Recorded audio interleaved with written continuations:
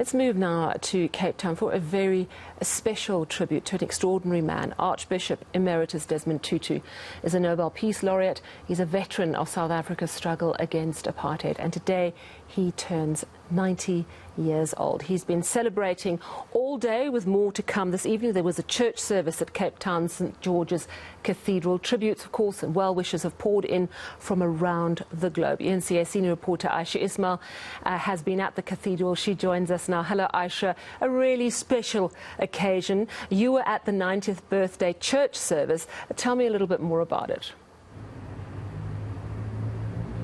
Yes, indeed, Sally. So there was a special church service, a Thanksgiving service for a very special man who has given so much of himself to ensure the liberation of this country.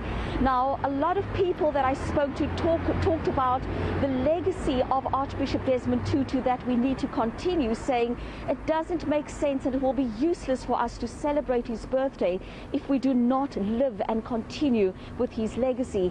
I also had the honor of speaking to Dr. Alan Busak, who preached the sermon here today, and before he went into the cathedral, I spoke to him about Archbishop Desmond Tutu and his relationship with the Arch, but also about the fact that the Arch was always so outspoken. But one of the questions I asked him was whether the Archbishop is happy with South Africa today, and this is what he had to say. No, he is incredibly sad about what has become of our country, what our leadership have made of it. He is intensely worried about the quality of leadership or the lack of leadership. He is worried about the future. That's one of the things that I told him when I saw him last, is I am discovering that we have a new young generation coming up. They are eager to learn. They want to know about the past. They are genuinely concerned. They want to take the future into their hands and do not want to do it without connecting with us older folks, and they want to ask us. And so I told him, so don't worry. I believe firmly that we have a young crop of people coming up who are ready to do what the young people in his day were willing to do. Yes, and of course, Ayesha, it's such an incredibly brave man of the cloth. When other clergy were not necessarily speaking out about apartheid, he realized it was the right thing to do, and he rattled people's cages. He was unafraid, and he said that the clergy needs to stand up and stand against apartheid.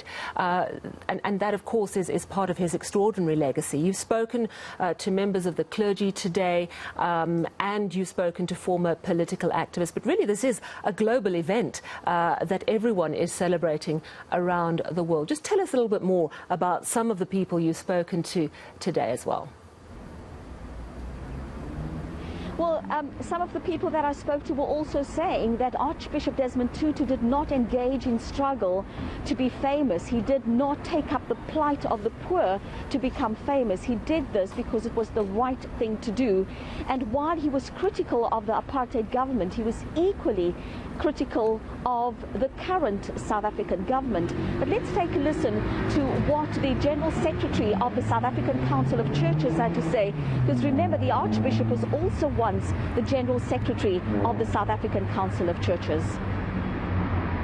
Recognize that he was called, and he responded to the call by God to be a social justice conscience, primarily for South Africa, and against apartheid, and against the inhumanity that we were beginning to adopt for ourselves as violence against one another was becoming the order of the day.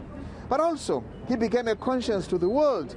What he does, for example, in the campaigns for Palestinian liberation and justice, what he does in favor of those who are marginalized and discriminated against, particularly the LGBTI community. All these are things that are his response to his vocation, called to be the social justice conscience of the world. And tell us a little bit more about what ordinary South Africans are saying about Archbishop Emeritus Desmond Tutu. And has he been out in circulation a lot, or being 90, is he being carefully sort of looked after and ushered through the events of today? So Sally, while about 150 people were invited to sit inside the cathedral during the service, there were quite a few people who gathered outside hoping to catch a glimpse of the arch. You will recall that we've not seen the Archbishop out and about in a very, very long time. And some of the people that I spoke to just wished him well. There was an outpouring of love for the Archbishop. But let's take a listen to what ordinary Cape Townians had to say about the Archbishop.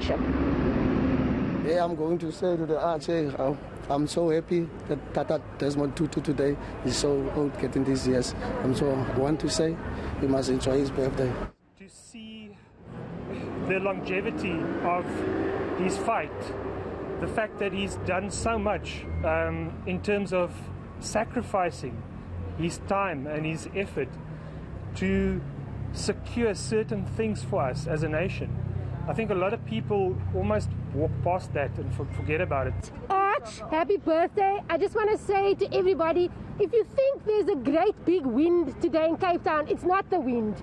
It's the Archbishop blowing out 90 candles.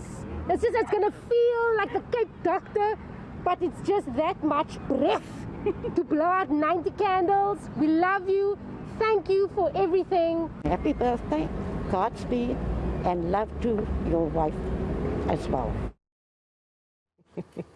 Yeah, you will need a lot of puff to blow out 90 candles, so I rather suspect in this era of COVID, someone will just be wafting the candles out.